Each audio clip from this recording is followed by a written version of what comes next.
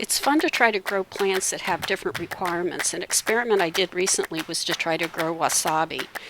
It is very demanding. No direct sun, water every day, well-drained soil, between 32 and 80 degrees, and lots of airflow. You might say, well, why not just buy it in the store? Turns out that the wasabi you can buy in the store is not really wasabi. It's horseradish and food coloring. So I thought I'd give it a try. Where to do it?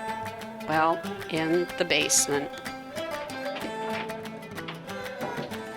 So here's my wasabi plants after about 4 years. Once they get to about 2 or 3 years old, the roots or the rhizomes are big enough to actually make into your own fresh wasabi.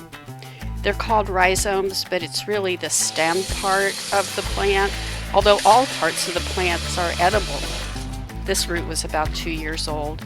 We washed it, get my tools together, trim the stem or the rhizome, and peel a little bit of the end after I've brushed all the dirt off.